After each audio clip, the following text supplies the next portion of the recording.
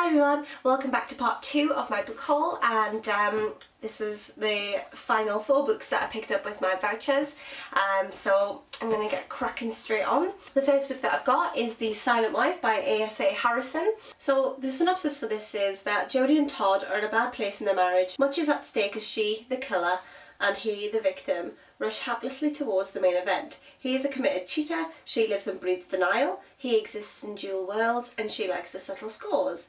He decides to play for keeps, and she has nothing to lose. Told in alternating voices, The Silent Wife is about a marriage in the throes of dissolution, a couple headed for catastrophe, concessions that can't be made, and promises that won't be kept. It ensnares the reader from page 1 and does not let go.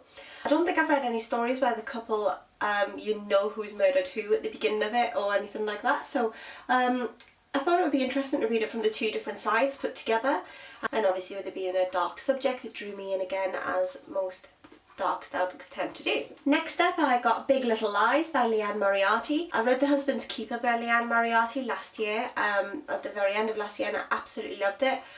So this is the second book by her that I've picked up just to see what it's like in comparison, and if The Husband's Secret was a one-off in being so good.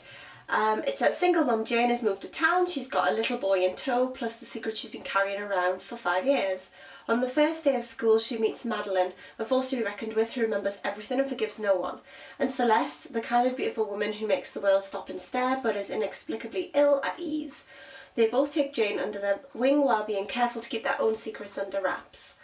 But a minor incident involving the children of all 3 women rapidly escalates. Playground whispers become spiteful rumours until no one can tell the truth from lies, which is when the secrets come out, and now somebody's going to pay with their life. So it sounds similar to the last one that I read, The Husband's Secret, set in sort of a suburbia, with everybody having little bits of secrets of their own and not really noticing each other's secrets until it all starts to come out, which is what I really loved about The Husband's Secret, so I'm hoping that this one is just as good.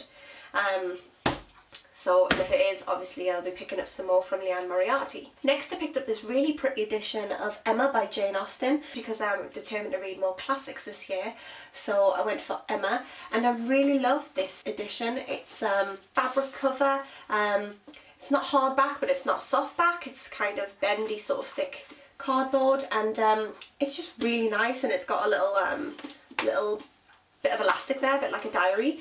So Emma's a matchmaker, and she's always trying to set her friends up with husbands, but during the course of setting up one friend, I think she runs into a gentleman that she maybe falls in love with herself. So I can't wait to read that one and add it onto my list of classics. And finally I picked up The Woman in White by Wilkie Collins.